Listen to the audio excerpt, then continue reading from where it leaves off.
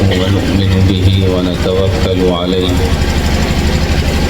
ونعوذ بالله من شرور أنفسنا ومن سيئات أعمالنا من يهد الله فلا مضل له ومن يضلله فلا هادي له وأشهد أن لا إله إلا الله وحده لا شريك له وأشهد أن محمدا عبده ورسوله صلى الله عليه وعلى آله وأصحابه وأزواجه وذرياته وأهل بيته وبارك وسلم تسليما كثيرا أما بعد فأعوذ بالله من الشيطان الرجيم لقد كان لكم في رسول الله أسوة حسنة لمن كان يرجو الله واليوم الآخر وذكر الله كثيرا وقال تعالى في موضع آخر يا أيها النبي قل لأزواجك وبناتك ونساء المؤمنين يدنين عليهن من جلابيبهن ذلك أدنى أن يعرفن فلا يؤذين وكان الله غفورا رحيما صدق الله العلي العظيم وقد قال النبي صلى الله عليه وآله وسلم لا يؤمن أحدكم حتى أكون أحب إليه من والده وولده والناس أجمعين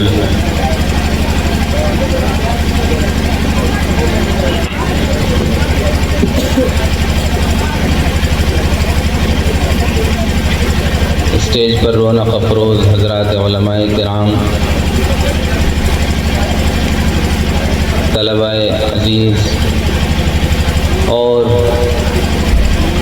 جلسے میں تشریف لائے ہوئے قرب و جوار سے مہمانان کرام، معزز خواتین اسلام،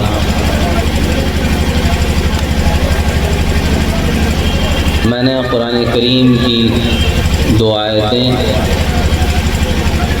اور پیارے حبیب سید المرسلین رسول خدا صلی اللہ علیہ وسلم کا ایک فرمان آپ کے سامنے پڑھ کر سنایا ہے۔ انشاءاللہ اسی کے متعلق کچھ دیر عرض کروں گا، اس امید کے ساتھ کہ اللہ رب العزت مجھے آپ لوگوں کے اس جذبہ سماعت کی بدولت مجھے بھی عمل کرنے کی توفیق عطا فرمائے اور ہم سب کے لیے اس سے مفید و نافع بنائے۔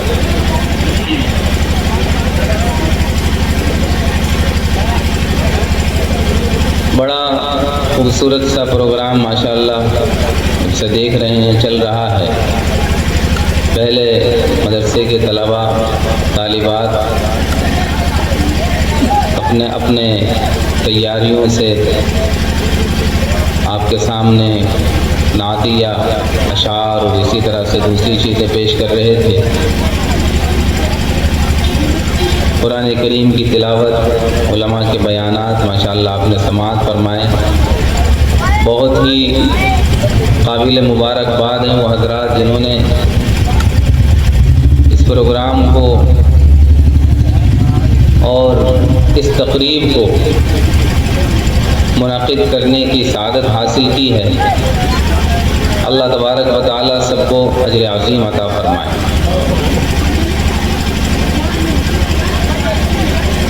ہمارے اور آپ کے اور تمام انسانوں کے پیارے نبی آخر الزماں محمد الرسول اللہ صلی اللہ علیہ وسلم، ہماری یہ خوش نصیبی اور سعادت ہے، خوش قسمتی ہے کہ اللہ تبارک و تعالیٰ نے ہمیں آپ کی امت میں پیدا فرمایا۔ اس پر ہم جتنا بھی رش کریں کم ہے۔ دوسری امتوں کو اللہ رب العزت نے یہ سعادت نصیب نہیں فرمائی، ان کے حصے میں ایسا نہیں ہو سکا۔ جو قسمت ہماری تھی، جو نصیب ہمارا تھا، یہ بہت بہت ہمیں اس پر شکر ادا کرنے کی ضرورت ہے، اور یہ بھی یاد رکھنے کی ضرورت ہے کہ جتنا بڑا کام ہوتا ہے، جتنی بڑی ذمہ داریاں ہوتی ہیں، اتنے ہی بڑے اس کے تقاضے ہوتے ہیں۔ ہمارے لیے صرف اتنا کہہ لینا یہ فخر کی بات نہیں کہ ہم نبی آخر الزماں کی امتی ہیں، بلکہ اسی اعتبار سے ہماری ذمہ داریاں بھی بہت بڑی ہیں۔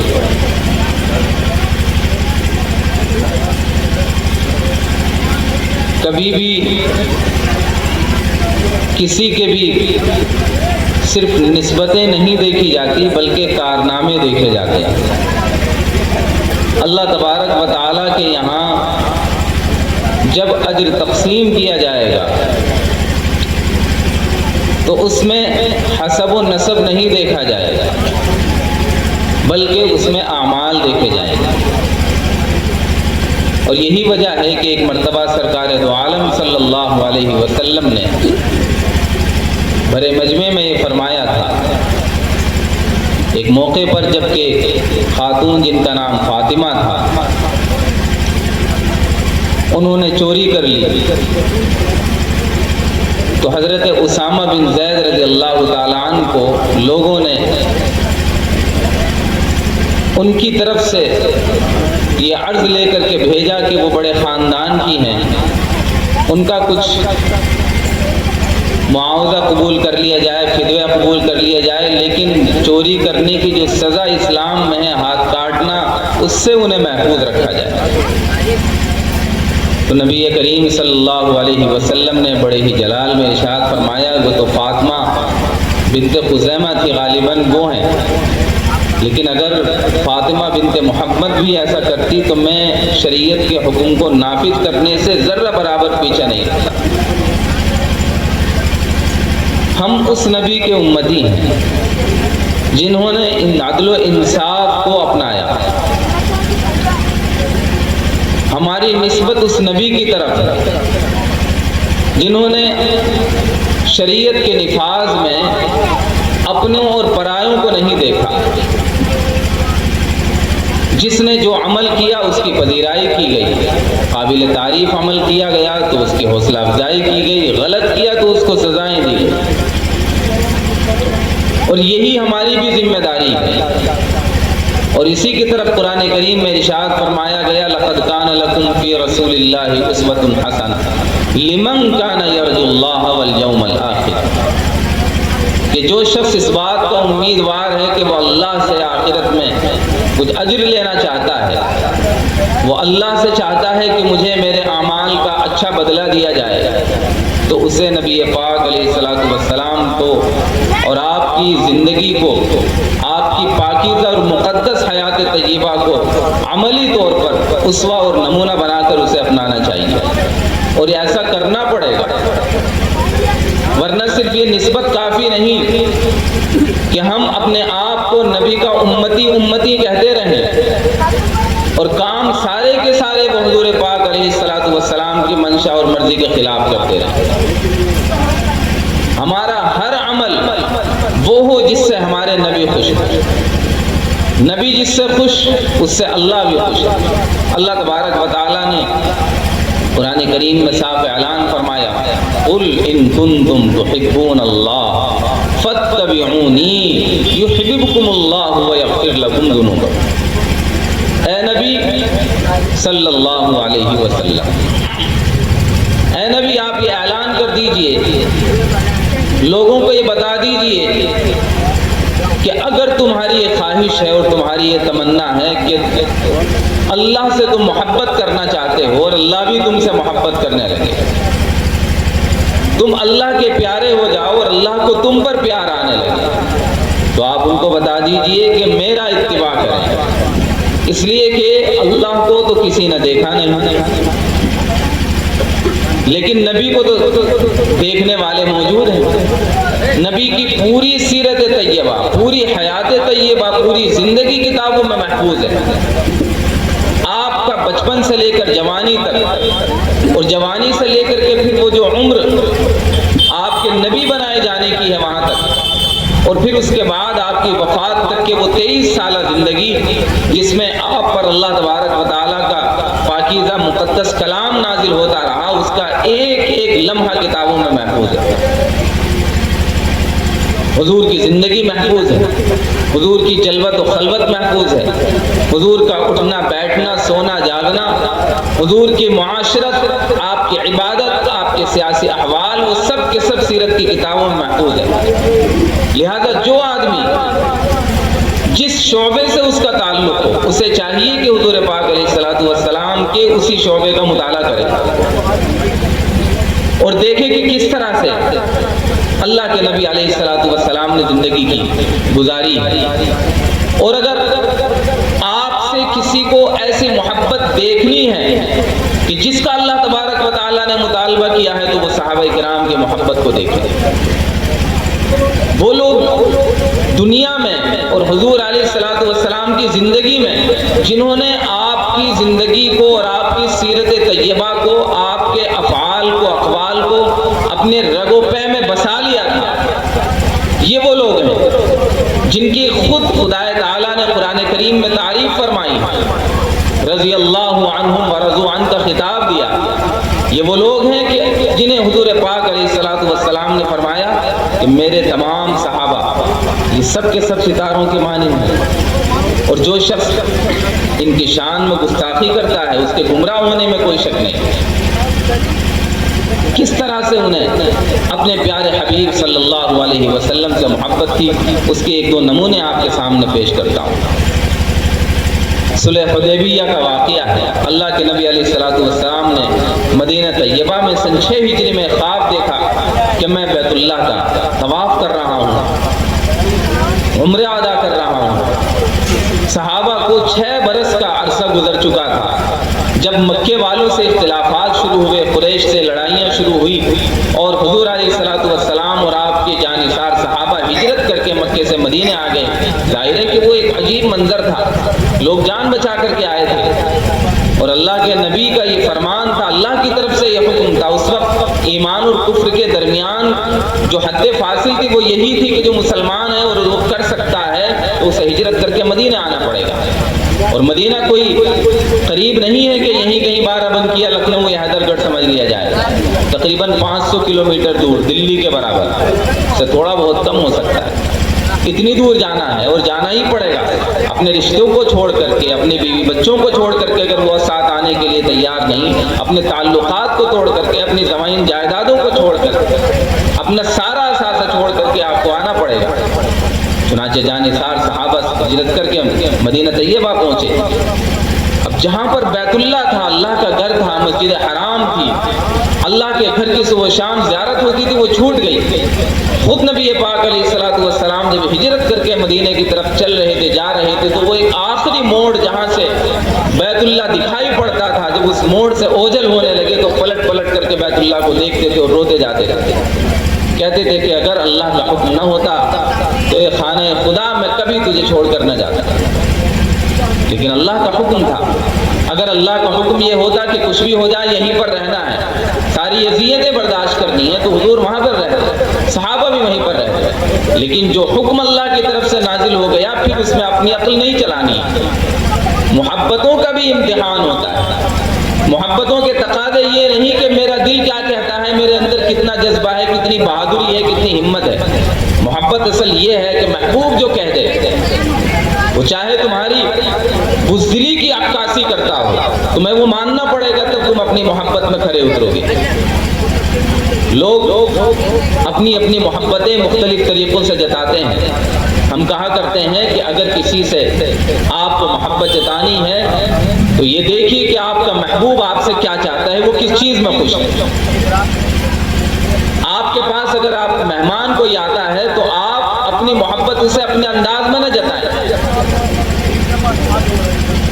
وہ کہتا ہے کہ مجھے شوگر ہے، میں چائے نہیں پی سکتا ہوں، آپ کہتے ہیں نہیں چائے تو پینی پڑے گی، تھوڑی سی لے لیجئے، بڑی اچھی بنائی ہے، تو یہ محبت نہیں ہے، یہ تو آپ اپنی منمانی کر رہے ہیں، اپنی منمانی اس پر تھوپی جا رہی ہے، یہ آپ کی خواہش ہے جو اس پر تھوپ رہے ہیں۔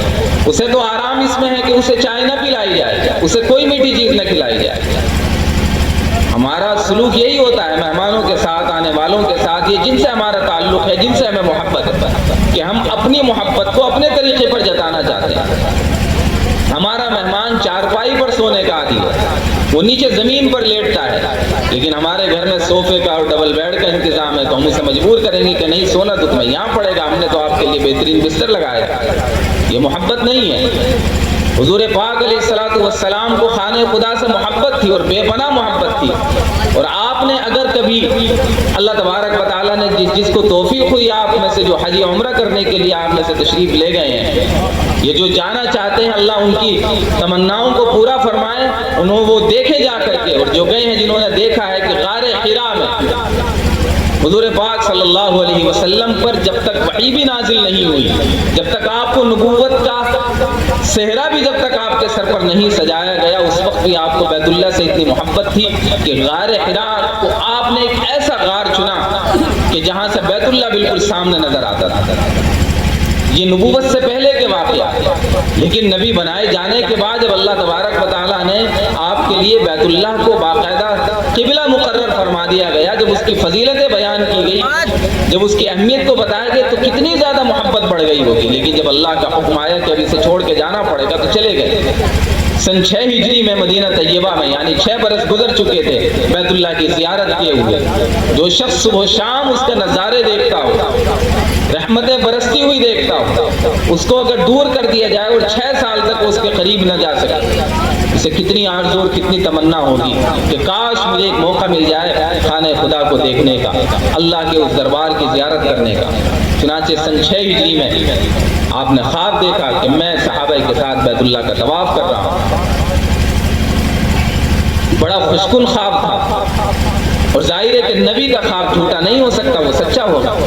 آپ نے صحابہ میں اعلان کر دیا کہ ہم انشاءاللہ عمرہ کرنے جائیں گے، میں نے خواب دیکھا ہے اور میں نبی ہوں، نبی کا خواب جھوٹا نہیں ہو سکتا، اللہ ہمیں بلانا چاہتا ہے، ہم جائیں گے۔ چنانچہ آپ نے صحابہ میں اعلان کیا، اور صحابہ کی ایک بڑی جماعت، سینکڑوں کی جماعت آپ کے ساتھ چلی، اور حدیبیہ کے مقام پر جا کر کے وہاں پر پڑاؤ ڈالا، اور اپنے قاصد حضرت عثمان رضی اللہ تعالیٰ عنہ کو مکے والوں کے پاس بھیجا، یہ کہہ کر کے کہ دیکھو بھائی، ہمارا لڑائی جھگڑے کا کوئی ارادہ نہیں ہے، ہم تو صرف اللہ کے حکم پر آئے ہیں، بیت اللہ کا طواف کریں گے، عمرے کے ارکان ادا کریں گے اور واپس اپنے گھروں کو لوٹ جائیں گے، ہماری نیت صرف اتنی ہے۔ اس کے لیے حضرت عثمان رضی اللہ تعالیٰ عنہ کو چنا گیا، جن کا پہلے سے مکے والوں کے ساتھ بڑے اچھے تعلقات تھے، بڑا اثر تھا ان کا، اور بڑے معزز لوگوں میں وہ شمار کیا جاتا تھا۔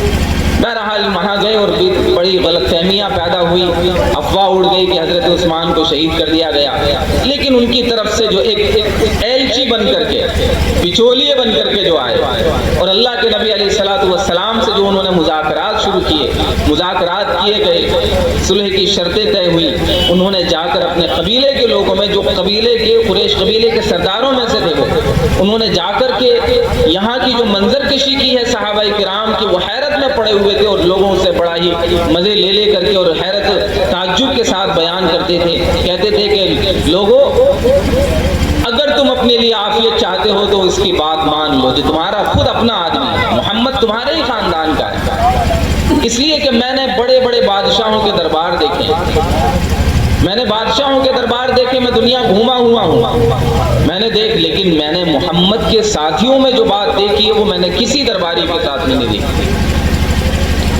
میں نے دیکھا ہے کہ محمد جب بولتے ہیں تو سب کان لگا کر سنتے ہیں، اگر وہ تھوکتے بھی ہیں تو سب ان کے تھوک کی طرف لپکتے ہیں اور اسے اپنے ہاتھوں پر، جس پر جہاں پڑے اسے لے کر کے اپنے بدن پر ملتے ہیں۔ محمد اگر وضو کرتے ہیں تو ان کے وضو کا پانی نیچے نہیں گرنے پاتا، اور میں دیکھتا ہوں کہ ان میں سے کسی کی آوازیں حضور پاک صلی اللہ علیہ وسلم کی آوازوں سے بلند نہیں ہوتی۔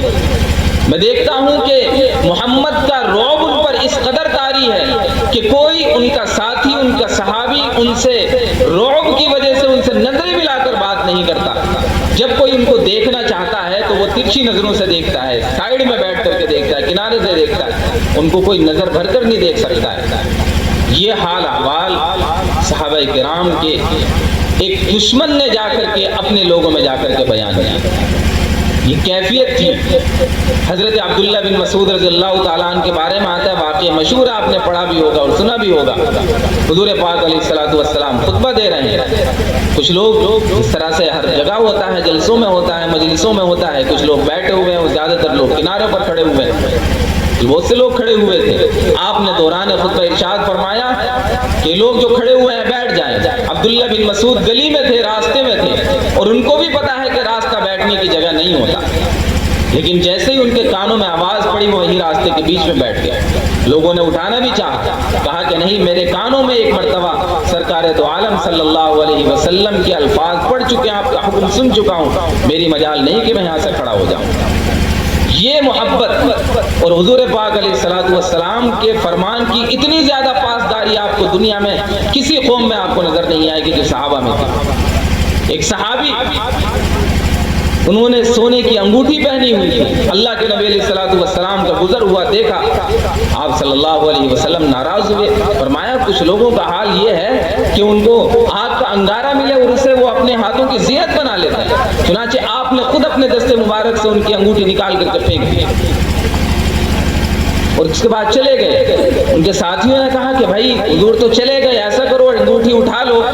ارے پہننا حرام ہے، رکھنا حرام تھوڑا ہی ہے، یعنی سونا چاندی رکھنا حرام نہیں ہے، مردوں کے لیے پہننا حرام ہے۔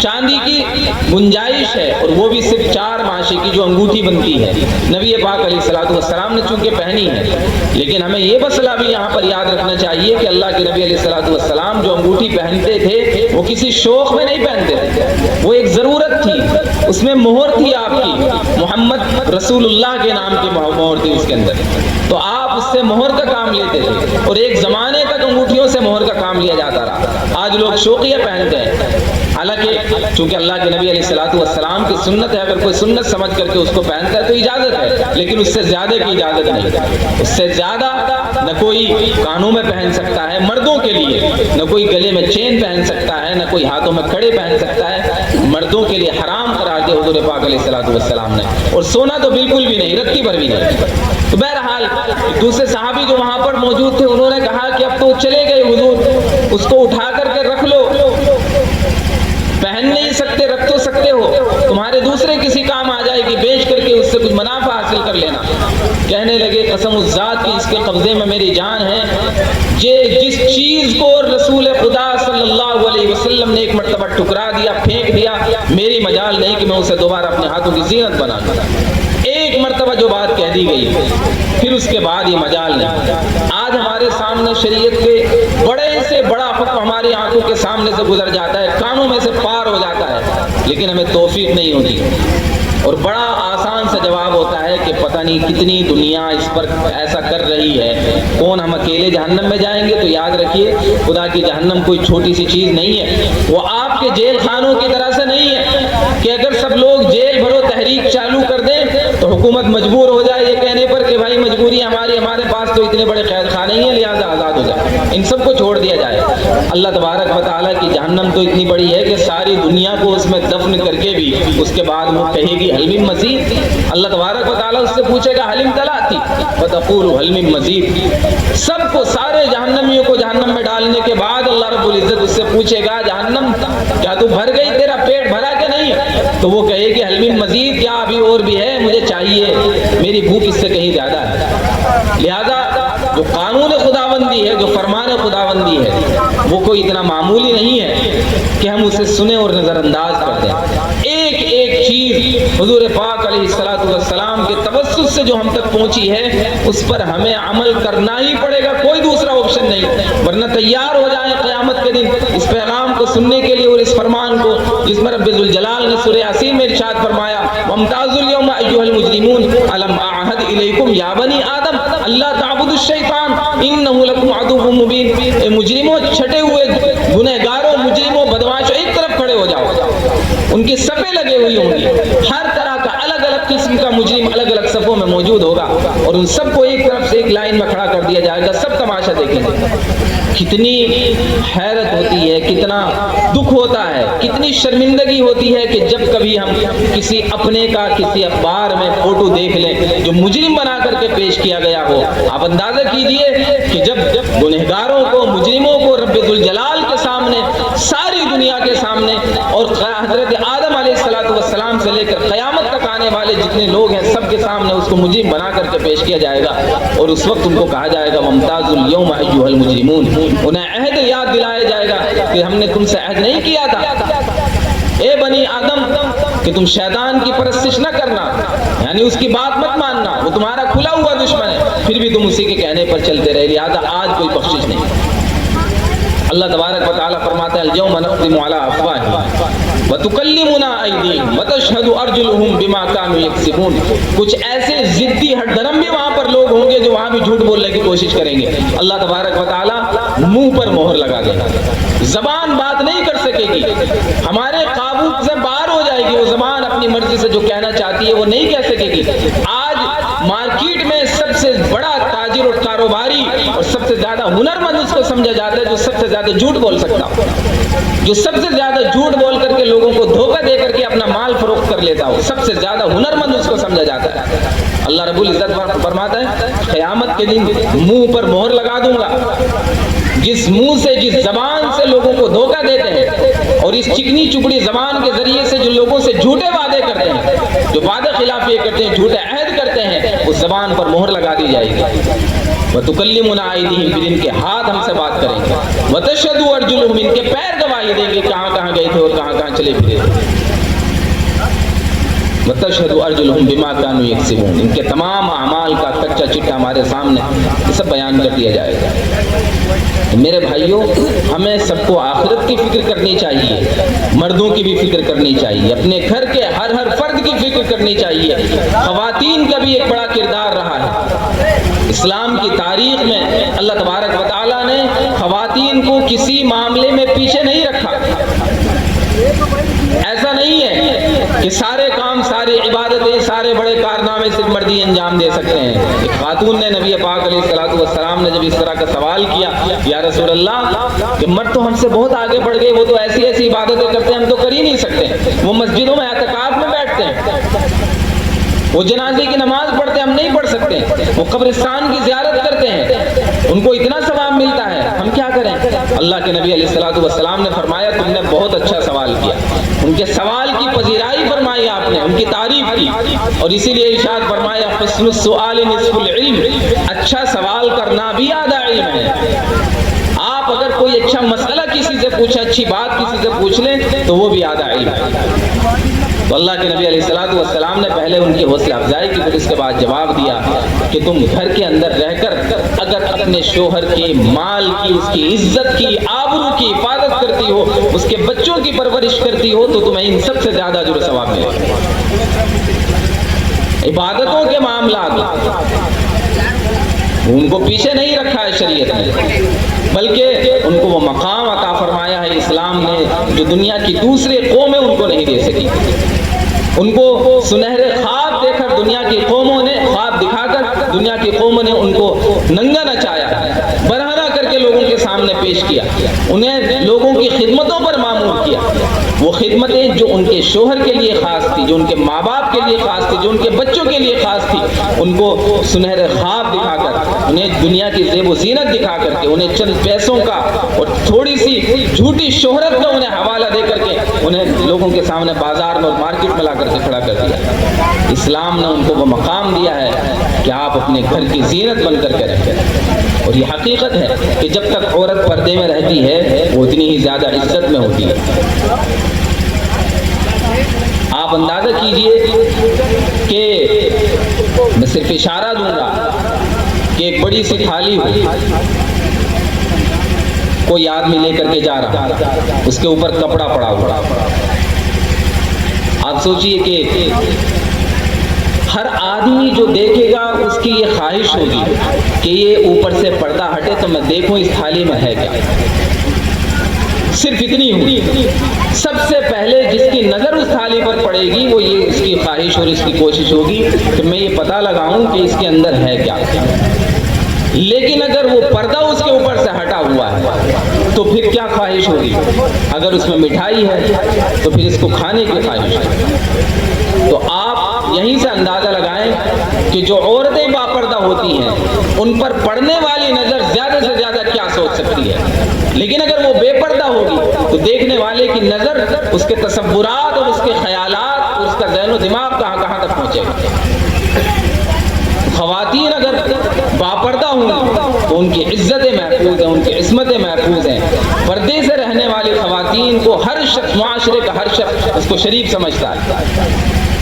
اللہ تبارک و تعالیٰ نے قرآن کریم میں عزت دار عورتوں کی یہ ایک علامت کے طور پر اس کو بیان کیا. یا ایھا النبی قل لازواجک وبناتک ونسائک یدنین علیہن من جلابیبہن ذلک ادنی ان یعرفن فلا یؤذین وکان اللہ غفورا رحیما. اے نبی آپ اپنی بیٹیوں سے، اپنی بیویوں سے اور تمام مسلمان عورتوں کو یہ پیغام سنا دیجئے کہ جب وہ گھر سے باہر نکلا کریں تو اپنے اوپر بڑی سی چادر تان کر کے نکلا کریں.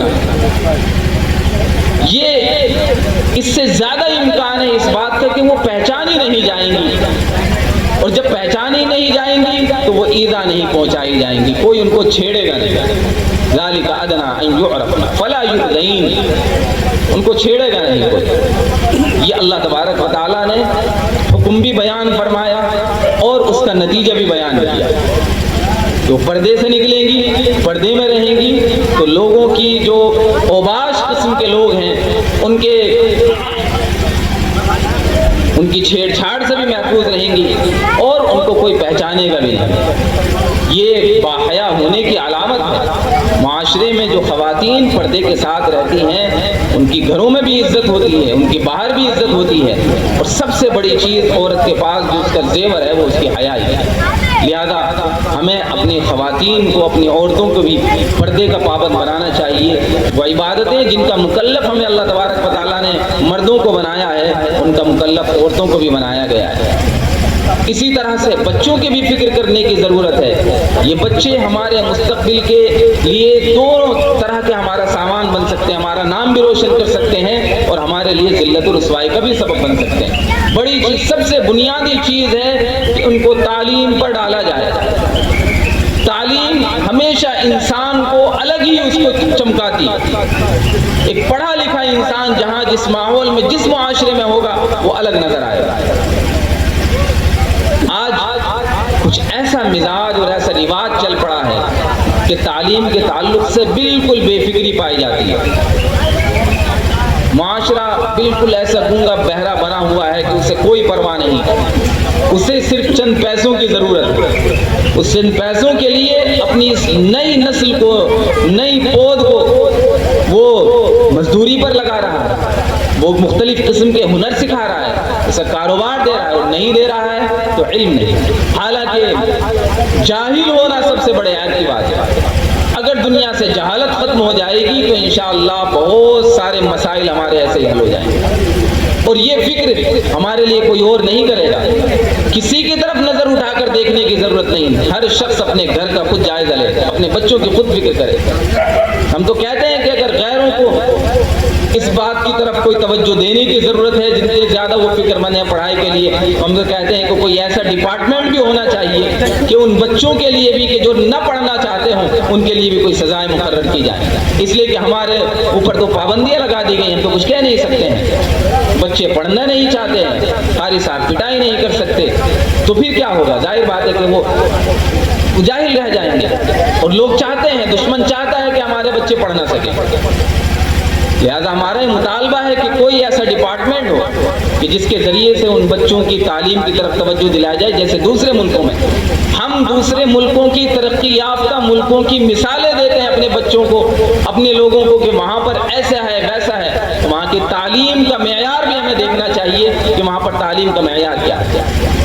کئی سال پہلے ہمارے یہاں سوچھ بھارت ابھیان والے کچھ لوگ آئے، انہوں نے بڑے فضائل بیان کی صفائی کے، اور انہوں نے کہا کہ باہر کھلے میں شوچ کے لیے نہیں جانا چاہیے، اور صفائی کے لیے ہمیں یہ کرنا چاہیے وہ کرنا چاہیے۔ ہم نے ان کے سامنے ایک سوال رکھا تھا کہ بتائیے یہ جو ہمارا حال ہے، یہ اگر باہر کوئی ایسی مشین چل رہی ہو جس سے گرد غبار اڑتا ہے تو ہم اس سے روکنے کے لیے کیا کریں گے کہ وہ گرد و غبار ہمارے اندر کمرے میں نہ آئے؟ اس کی کئی شکلیں ہیں۔ ایک شکل تو یہ ہے کہ ہم اس سے جا کر کے جھگڑا کریں کہ بھائی اپنی مشین بند کرو، اس کی گرد ہمارے اندر آ رہی ہے، کمرے میں آ رہی ہے، تو وہ کہے گا کہ میں مشین بند کروں گا تو میرا روزگار ہے، میں کھاؤں گا کیسے؟ میں تو نہیں بند کروں گا۔ دوسری صورت یہ ہے کہ ہم یہاں پر اندر کسی کو بٹھا دیں جھاڑو لے کر کے کہ جو گرد غبار اندر آتی رہے تم جھاڑو مارتے رہو، جھاڑن مارتے رہو، دھول صاف کرتے رہو۔ اور تیسری سب سے آسان شکل کیا ہے کہ آپ اپنے کمرے کے دروازے اور کھڑکیاں بند کر دیں۔ تو جہالت کی کھڑکیاں دروازے جب بند ہوں گے تو انشاءاللہ یہ سارے کے سارے نقصان دہ چیزیں سب باہر رہ جائیں گی۔ پھر ہمیں ضرورت نہیں پڑے گی کسی سے جھگڑنے کی، پھر ہمیں ضرورت نہیں پڑے گی کوئی ایسی چیز، کوئی ایسا آلہ لے کر کے، کوئی جھاڑو لے کر کے اس کو صاف کرنے کی، اس لیے کہ وہاں تو سب صاف ہے، سب کلین ہے بالکل۔ ہم نے ان سے بات کہی کہ جس چیز کے لیے آپ ہمیں کہہ رہے ہیں اور بچوں کو ترغیب دے رہے ہیں کہ باہر استنجا کرنے کے لیے نہیں جانا ہے، آپ ہمیں ایک بات بتائیے کہ جو لوگ صبح صبح لٹیا لے کر کے کھیتوں کی طرف جاتے ہیں وہ کون لوگ ہوتے ہیں؟ آپ نے ان میں کوئی وکیل صاحب کو دیکھا، کسی ماسٹر جی کو دیکھا، آپ نے کسی پروفیسر کو، ڈاکٹر کو دیکھا، کسی حافظ صاحب، قاری صاحب، مولانا کو دیکھا؟ یہ یقیناً نہیں ہوتے ہیں، وہ ہوتے ہیں جن کے پاس علم نہیں ہے۔ جس کے پاس علم ہوگا اس کے کچن پر چاہے چھت نہ ہو لیکن اس کے گھر میں ٹوائلٹ ضرور ہوگا، اس کے گھر میں باتھ روم ہوگا، اس کے گھر میں نہانے کے لیے بھی الگ کمرہ ہوگا، استنجے کے لیے بھی الگ ہوگا۔ یہ تعلیم ہے جو ہمیں سمجھ بوجھ سکھاتی ہے، جو ہمیں شعور دیتی ہے۔ لہذا اپنے بچوں کو تعلیم سے ضرور آراستہ کریں، اور ہم صرف یہ نہیں کہتے کہ آپ صرف ان کو حافظ قرآن بنائیں۔ آپ ایک مسلمان ہیں تو حافظ قرآن بنانا آپ کا مشن نہیں ہونا چاہیے، صرف مشن۔ آپ میری بات کو اچھی طرح سے سمجھ لیں، یعنی ہماری زندگی کا آخری مشن یہ نہیں ہونا چاہیے کہ میں اپنے بچے کو صرف حافظ قرآن بناؤں گا۔ یہ ہماری بنیاد ہے، مسلمان ہیں، قرآن اس کا دستور ہے، اس کی کتاب ہے، تو اسے حافظ قرآن ہونا ہی چاہیے۔ آگے کیا کرنا چاہتے اس کے لیے طے کرنا چاہیے۔ حافظ قرآن تو ہونا ہی ہے، اس کو آگے بتاؤ کیا کرو گے، تمہاری زندگی کا مقصد کیا ہے؟ اس بچے کو بنانا، حافظ تو کرنا ہی ہے، اس کے بعد کیا کراؤ گے؟ پروفیسر بنائیے، انجینئر بنائیے، ڈاکٹر بنائیے، اچھی تعلیم، اچھی ڈگریاں اس کو دلوائیے تاکہ وہ سماج کا بھلا کر سکے، معاشرے میں نام روشن ہو، معاشرے کے لیے کچھ خیر خواہی کے کام کر سکے، کچھ ترقی کے کام کر سکے۔ یہ بہت ہی یعنی یہ بھی ایک جہالت کی اور بہت ہی بے شعوری کی بات ہے کہ ہمارے مسلمان اگر ان کے اندر تھوڑا سا دینی جذبہ پیدا ہوتا ہے تو وہ اپنے بچوں کے لیے صرف ایک ٹارگٹ بناتے ہیں اور کہتے ہیں، ہمارے پاس بہت سے لوگ آتے ہیں کہتے ہیں ہم نے یہ طے کیا ہے کہ ہم اپنے اس بچے کو حافظ قرآن بنائیں گے، یعنی زندگی کا انہیں آخری ایک مقصد یہ ہے کہ صرف حافظ قرآن بنانا ہے۔ بھائی وہ تو بنائیں لو، اور میں اس کی بہت آسان مثال دیا کرتا ہوں کہ اگر کوئی آپ سے پوچھے کہ آپ کھانے میں کیا کھاؤ گے تو آپ کہیں آج ہم کھانے میں روٹی چاول کھائیں گے، اور بھائی وہ تو کھاؤ گے ہی، یہ بتاؤ اس کے ساتھ میں کیا کھاؤ گے؟ روٹی چاول تو تمہارا دونوں وقت کا کھانا ہے ہی ہے، اس کو بتانے کی ضرورت نہیں پڑتی ہے۔ کھانے میں کھانا تو جو اس کے ساتھ میں ہوتا ہے، کس چیز سے کھاؤ گے اور کیا کیا اور لوازمات ہوں گے ان کو ذکر کرنا پڑتا ہے، ان کو بتانا پڑتا ہے۔ تو آپ یہ بتائیں کہ میں اپنے بچے کو حافظ قرآن بناؤں گا، یہ تو آپ کی ترجیحات میں سب سے پہلی چیز، بنیادی چیز ہے، یہ تو ہونا ہی چاہیے۔ آپ اس کو اپنا مشن نہ بنائیں کہ بس میری زندگی کا آخری مقصد یہی ہے کہ اس کو صرف یہ بناؤں اور آگے کچھ نہیں۔ تو میرے بھائیوں، آپ بچوں کو اعلیٰ تعلیم دلائیں، ان کو اس ڈگر پر ڈالیں، اس کے لیے بیداری پیدا کریں۔ آپ کے یہاں ماشاءاللہ مکتب بھی قائم ہے، مدرسہ بھی چل رہا ہے، اس کو مضبوط کرنے کی ضرورت ہے، اس کو مضبوط کریں، اچھی نیتوں سے بچوں کو پڑھائیں تاکہ معاشرہ ترقی کرے، تاکہ لوگوں کے اندر سمجھداری پیدا ہو، بے دینی بھی ختم ہو جائے، لوگ نمازی بن جائیں، لوگ جھوٹ بولنے سے بچیں، سچائی پر آ جائیں، امانت داری، دیانت داری، وفا شعاری ان کی مثال ہو، لوگ ان کی مثالیں دے کر کے لوگوں کو بتائیں کہ یہ معاشرہ پڑھے لکھے لوگوں کا معاشرہ ہے، یہ سماج پڑھے لکھے لوگوں کا سماج ہے۔ اگر یہ کریں گے تو انشاءاللہ دیکھیں گے کہ ہماری یہ جو نسل ہے جب یہ آگے بڑھے گی اور یہ ترقی کرے گی تو یہ جو چھوٹی چھوٹی چیزیں جو ہمیں نظر آتی ہیں، جو برائیاں معاشرے میں پھیلی ہوئی ہیں، انشاءاللہ اپنے آپ ختم ہو جائیں گی۔ اللہ تبارک و تعالی ہم سب کو عمل کی توفیق عطا فرمائے، حضور پاک صلی اللہ علیہ وسلم کا ہمیں سچا پکا امتی بنائے، حضور سے محبت کرنے والا بنائے، صحابہ کرام کی زندگی پر عمل کرنے والا اور ان کے طریقے کو اپنانے والا بنائے۔ باخر دعوانا ارحمنا لنكونن من الخاسرين سبحانك لا علم لنا إلا ما علمتنا إنك أنت العزيز الحكيم لا إله إلا أنت سبحانك إني كنت من الظالمين ربنا آتنا في الدنيا حسنة وفي الآخرة حسنة وقنا عذاب النار رب اغثنا طرفت عین۔ اے الہ العالمین، تو خالق دو جہاں ہے، مالک کائنات ہے، مالک روز جزا ہے۔ اے اللہ تیرے ہی قبض قدرت میں ہر خیر و شر ہے۔ رب العالمین ہم سب کے گناہوں کو معاف فرما، ہماری خطاؤں سے درگزر فرما۔ الہ العالمین ہمارے تمام صغیرہ کبیرہ گناہوں کو معاف فرما۔ اے پروردگار عالم ہر قسم کا خیر ہمارے لیے مقدر فرما، ہر طرح کے شر سے ہماری حفاظت فرما۔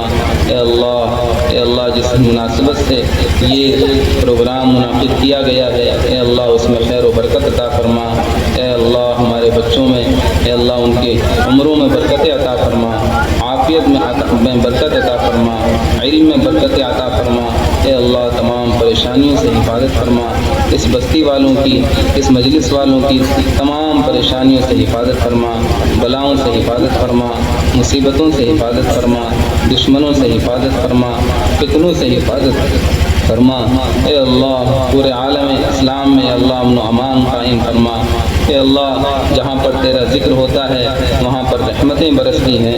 رب العالمین ہم بھی دعا کرتے ہیں، اے اللہ ہمیں بھی اپنی رحمتوں کے سائے میں لے لے۔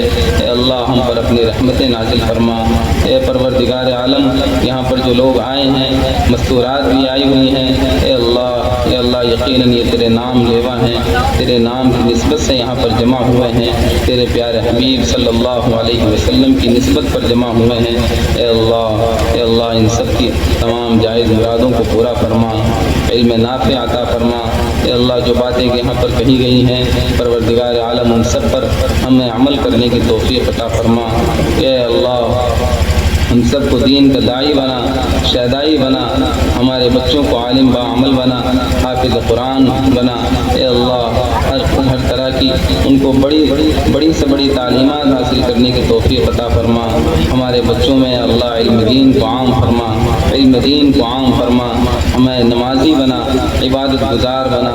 اے اللہ ہم تجھ سے صرف مانگ سکتے ہیں، اپنی کوششیں بھی ناقص اور ناکام ہیں، پروردگار عالم ہمیں انتہا درجے کی کوششیں کرنے کی توفیق عطا فرما۔ اے اللہ ہمیں ہماری پیشانیوں کے بال پکڑ کر ہمیں مجبور کر کہ ہم تیری عبادت کریں، تیرے نام لینے والے بن جائیں، تیرا ذکر کرنے والے بن جائیں۔ اے اللہ ہم پر اپنا رحم فرما، ہم بہت ہی گنہگار ہیں، خطا کار ہیں، ہمارا رواں گناہوں میں ڈوبا ہوا ہے، نافرمانیوں میں ڈوبا ہوا ہے۔